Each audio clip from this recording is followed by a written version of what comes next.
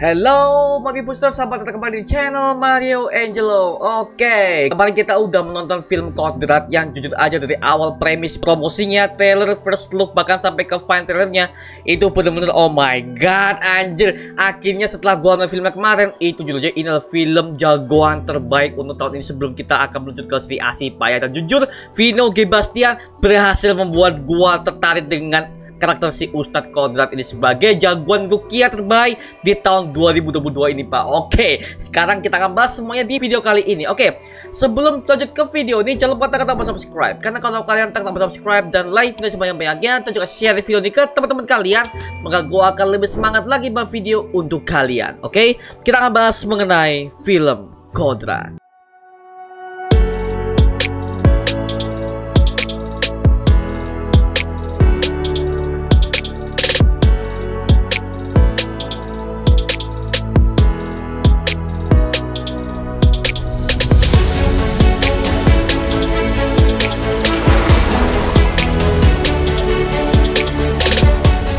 Oke, film Kodrat ini disutradarai oleh Charles Ghazali yang diproduksi langsung oleh Rapi Film, yaitu studio yang sama yang pernah menggarap Pengabdi Setan 1 dan kedua.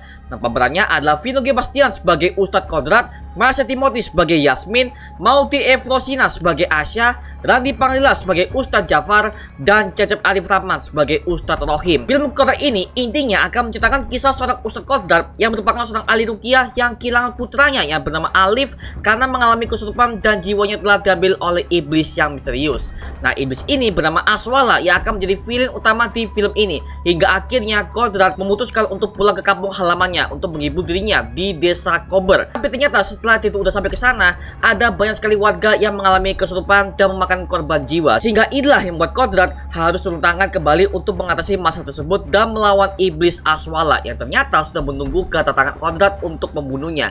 Dan ini memang udah ada di berbagai macam materi promosi filmnya, jadi udah bukan spoiler lagi, Pak ya. Ini film dari awal sampai akhir itu fasenya benar-benar rapi banget, dari pembentukan karakter siapa ini Ustadz Kodrat, konflik utamanya bagaimana, hingga yang gue suka itu adalah unsur religinya yang benar-benar ditunjukkan banget, Pak. Nah, gue paling suka ketika si Kodrat ini mati dan tiba-tiba dia ada di sebuah padang gurun. Itu benar-benar kreatif banget sih. Itu benar-benar epic parah, karena setiap adegan itu lu bakal dikasih banyak banget adegan suara azan yang benar-benar religius banget. Tapi nggak cuma itu aja. Jadi Kodrat sebagai protagonis di film ini, dia tuh ada momen dimana itu jatuh, Pak, yaitu ketika dia tuh udah kehilangan anaknya. Dia tuh udah gak peduli, gua gak peduli sama Tuhan gua gak peduli sama iman gua udah kehilangan anak gua. Itu benar-benar ada feeling ketika si protagonis, si hero utama ini, dia tuh benar-benar depresi. Dia benar-benar ada momen the falling hero-nya, Pak. Ini yang gue suka karena gini, mereka itu jarang banget untuk mengangkat sisi the falling hero-nya, dan Kodrat ini berhasil. Karena kan siapa sih yang gak marah ketika anak lu mati terus dibunuh sama iblis yang notabene itu tuh hanya ingin membuat lo sengsara segala macam. Di iblis siapa kok tiba-tiba dia tuh hanya datang ke kediaman gua terus dia tuh membunuh anak gua, kan bangke, Pak ya. Makanya di sini gua bisa melihat ini masuk sih. Makanya gua bisa merasakan apa yang Ustadz Kodrat rasakan di film ini sebagai protagonisnya. Itu benar-benar sampai ke gua sebagai penonton, Pak. Nah, di sini gua ingin bahas mengenai plot hole-nya. Nah, si Kodrat kan memang adalah seorang ustadz, kaya. Nah, pertanyaannya, terus di scene dia penjara itu maksudnya apa ya, Pak ya? Kan dia kan bukan seorang kriminal. Kok tiba-tiba dia ada di sebuah penjara yang antah berantah dan tidak dicuci tangan lagi? Itu tiba-tiba kenapa dia berada di penjara? Apakah dia tahanan atau dia punya kasus dengan berbagai macam orang di situ? Nah, buat yang udah nonton film Kodrat ini, tulis di kolom komen di bawah mengenai scene itu, Pak, karena sampai sekarang gua masih bingung. Nah, terus gua pengen bahas mengenai si Randy Pangalila sebagai Ustadz Jafar, teman lama si Kodrat ini. Artinya mereka berdua ini ada teman dekat dari kecil di pesantren di desa Kober ini, Pak. Dari awal pembentukan karakternya, dari awal sampai akhir, itu menurut gua kurang dieksplor. Karena apa? Kita nggak dikasih tahu mereka berdua ini dekatnya bagaimana. Maksudnya nggak ada scene flashback yang benar-benar menunjukkan kalau mereka berdua ini ada teman lama. Tapi bisa ketebak dia jadi apa di sini. Karena rata-rata semua peran yang dimiliki oleh Randy Pangalila itu selalu antagonis. Jadi di film Kodrat ini dia jadi main villain utamanya, yang dimana ternyata di akhir plot twist terungkap bahwa dia adalah orang yang memiliki ilmu hitam sebagai penyembah iblis Aswala. Berarti secara nggak langsung dia juga adalah pelaku di balik terbunuhnya semua anak-anak yang ada di desa Kober, dan juga kematian anak Ustadz Kodrat yang ada di kota. Karena memang tujuan si iblis Kodrat ini mengincar si Kodrat, anak itu dianggap sebagai keturunan Muhammad yang paling soleh dan bisa mengagalkan rencana iblis yang sebenarnya. Ini tentu aja seperti yang ada di plot Constantine dalam komik DC New 52, yang dimana Constantine punya sahabat dekat yang bernama Richie Simpson, yang merupakan penyihir sama seperti dirinya dalam mengatasi berbagai macam hal mistis. Tapi itu semua terungkap di Justice League Dark ketika Richie tergoda oleh kekuatan iblis, lalu dia menjadi penyembah iblis Beelzebub. Itu kalian bisa melihat di film animasinya Justice League Dark.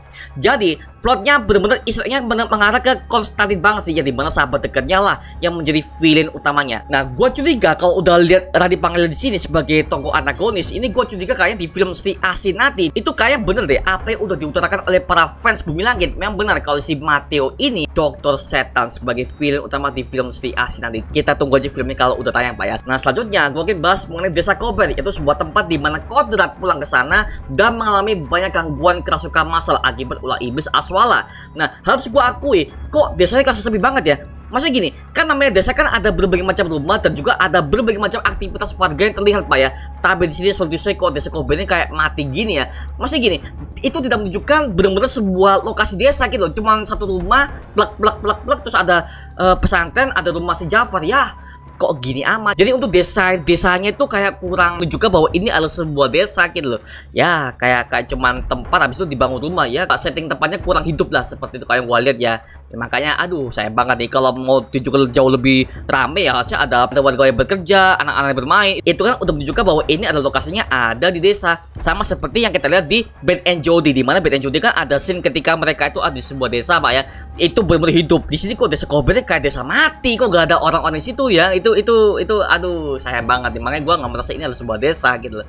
Nah oke, gue akan bahas mengenai keluarga si Yasmin yang menjadi tokoh utama di film ini, yang terdiri dari kedua anaknya yaitu Asya dan Alif. Nah, ada tokoh utama yang bernama Alif di sini Pak, yang digambarkan sebagai anak yang bandel dan dia suka melawan perintah ibunya karena dia merasa depresi kehilangan bapaknya karena kecelakaan. Nah, menurut gua pembangunan karakter si Alif ini cukup unik dan selalu rebel lah kepada ibu dan kakaknya. Coba kalian perhatikan, ada nama Alif sini Pak. Nah, nama Alif ini sama seperti nama anak si Kodrat yang udah dibunuh oleh si iblis Aswala di awal-awal film tadi Pak. Jadi gua langsung nggak oke. Jadi dari awal sampai akhir gua udah bisa melihat konsepnya seperti apa untuk film Kodrat ini, karena nama ada satu anak yang namanya sama seperti anak si Kodrat ini yang udah mati di awal-awal film Pak. Oke, bagus. Oke.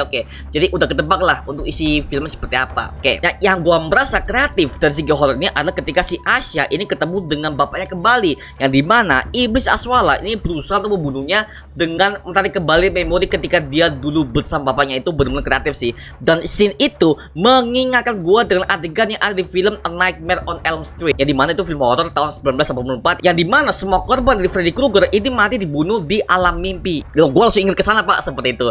Nah, berikutnya ketika si Kodrat ini meruqyah semua korban-korbannya, gua harus akui untuk aktris semua korban kesurupannya ini jago banget Pak. Apalagi gue suka dengan korban ceweknya yang bernama Jihan. Itu yang matinya epic banget sih, dibunuh kepala itu prak dan dia kan tubuhnya dipasung Pak. Itu bener-bener oh my god. Jadi apa bisa dibilang kayaknya yang gua bisa ambil kesimpulan kayaknya semua desa Kober ini semua penduduknya udah pada mati ya semenjak kepergian Kodrat di situ Pak. Makanya semua orang-orang bahkan semua anak-anak di situ kan udah mati karena udah dibunuh oleh si Aswala ini untuk memancing Kodrat pergi ke sana seperti itu. Karena lagi-lagi tujuan si Aswala ini adalah untuk membunuh si Kodrat. Karena kan dia udah menilai nih, oh si Kodrat ini adalah keturunan Nabi Muhammad yang bisa dibilang paling cerah nih. Dia yang bisa melawan gua. Ini harus gua bantai nih. Nah, plot seperti ini hampir seperti di Harry Potter, di mana kita bisa melihat Harry Potter kan adalah seorang anak yang berani melawan Voldemort karena dia adalah satunya orang yang bisa melawan Voldemort, sementara semua wizard lain itu nggak bisa seperti itu. Makanya plot seperti ini yang gue langsung nih. Jadi ada perpaduan antara mistis dan juga action bagus. Jadi memang film Kodrat ini menampilkan berbagai macam adegan darah dan sesuai dengan ratingnya itu adalah R-rated. Tapi mohon maaf ya, sebenarnya kalau ini mau dibuat PG-13 sih nggak masalah. Karena apa?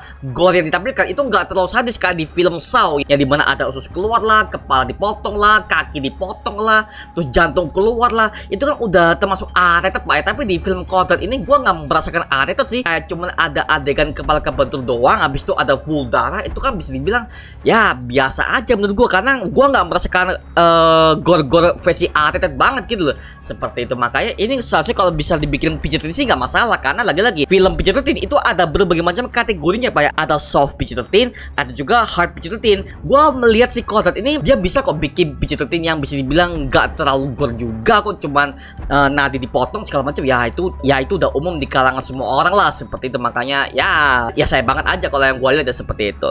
Terus gua harus bahas mengenai Iblis Aswala sebagai villain utamanya. Menurut gua ini kurang perhatian banget di film ini. Kenapa? Kalau ini bertemakan jagoan atau superhero, pasti kan villainnya akan menarik perhatian kita kan sebagai fans dalam segi fisiknya dan juga tujuan utamanya.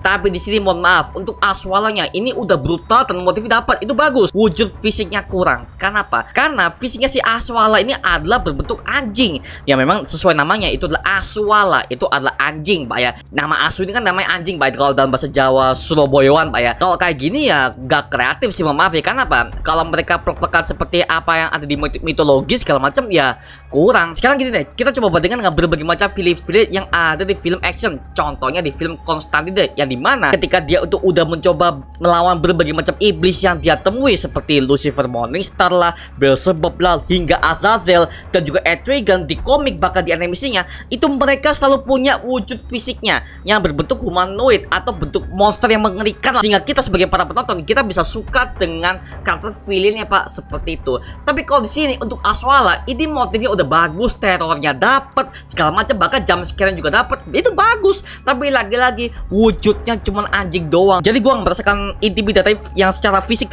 dari si Aswala ini nggak ada, Pak, seperti itu. Makanya ya kurang, makanya villainnya juga kurang nendang buat gua. Tapi kalau secara motif, secara teror bagus, itu udah dapat buat gua. Tapi lagi-lagi fisiknya nggak ada tuh, no way. Aduh, kok cuman gini doang gitu. Dan juga gua udah menemukan scene yang hampir fatal di film Constantine ini, itu ada segi audionya. Lagi-lagi gue selalu menemukan di Indonesia itu ada suara iblis yang terlalu double, dan ketika dia berbicara atau berdialog itu suaranya gak jelas. Lagi-lagi editing soundnya terlalu gimana gitu. Aduh, untuk suara iblis Aswala itu kurang. Aduh, gua nggak bisa mendengarkan apa yang dia bicarakan karena ada scene ketika si Aswala nih udah merasuki tubuh orang tersebut, dan ketika itu akan dirukia oleh si Kodrat atau si Jafar. Si Kodrat ini ketika dia menguatkannya, Aswala kan berdialog, Pak ya. Itu beberapa dialog itu nggak kedengeran di kuping gua.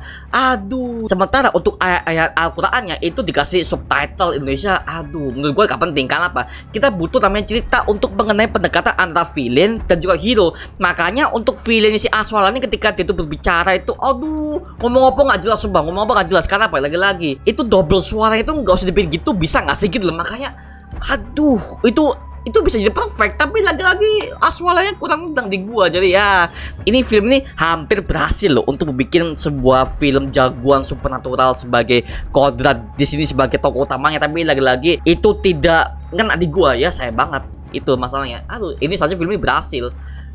Ya udah ya. Tapi semoga kedepannya kan kabarnya kan Kodrat kan akan bikin sequel nih, karena kan di ending kan kita bisa bilang ada Kodrat will return. So ini udah mirip kayak MCU banget sih.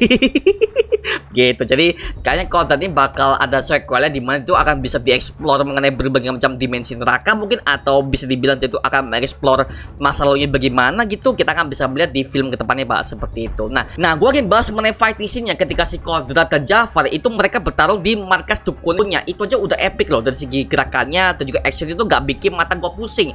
Jadi kita sebagai penonton itu bisa menikmati pertarungannya itu walaupun singkat, Pak ya, tapi bisa dibilang itu udah menjadi film action banget sih. Ya kayak film superhero pada umumnya lah, seperti itu. Dan jika gue lihat di gerakan si Vino G. Bastian ketika dia itu melakukan koreografinya, itu benar-benar mengingatkan gue dengan si Wiro Sableng. Karena jujur aja, untuk karakter Wiro Sableng versi Vino G. Bastian ini masih melekat di kepala gue, Pak. Jadi ketika gue lihat dia salto atau menghindari berbagai macam serangan, itu benar-benar Wiro Sableng banget sih. Makanya ini Wiro Sableng nih. Makanya apa ya, memang Vino G. Bastian itu udah melekat banget dengan si Wiro Sableng, karena kan dia kan adalah anak dari pembuatnya langsung, Pak ya. Jadi gue lihat dia sebagai Kodrat udah beda, cuma lagi dalam segi koreografinya itu benar-benar Wiro Sableng banget sih. Jadi gue gak bisa move on dari Wiro Sableng, anjir, itu film bagus banget. Aduh, kita bakal lanjut, setan. Tapi juga gue udah menemukan plot hole di mana ketika si Jafar ini udah dikalahkan, Pak ya, dan ketika si Kodrat ini udah menyelamatkan keluarganya si Yasmin dari iblis Aswala di ending battle di gudang, kita nggak diperlihatkan kok kemana Jafar. Jafar kan udah dikalahin. Apakah itu udah tewas atau dia itu diusir dari kampung tersebut? Kemana? Karena di ending itu tiba-tiba si Jafar nih kayak dilupakan dari segi plot gitu loh ya.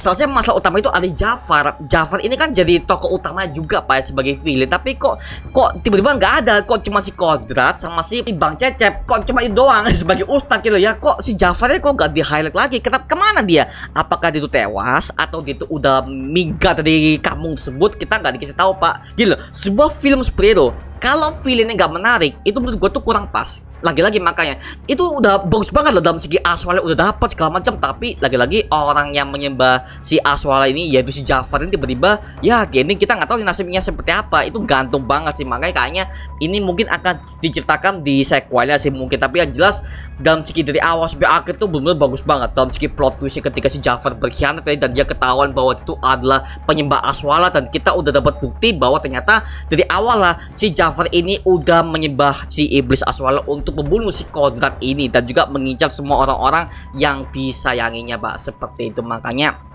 ya intinya simple sih, film ini simple banget, bahkan kita sebagai penonton awam pun bisa menangkap lah ini unsur villain seperti apa, terus Kodrat ini siapa segala macam, Pak. Itu benar-benar masuk di gua sih seperti itu. Dan juga buat kalian yang suka banget dengan film yang diperankan oleh si Randy Pangalila dari dulu sampai sekarang, Pak, itu literally perannya itu selalu antagonis, gak di Malam Jumat The Movie lah. Makanya kayak di si Asin nanti kan dia kan juga main situ kan sebagai Mateo, makanya kita kayak bakal lihat dia pakai jubahnya Dokter Setan sih seperti itu.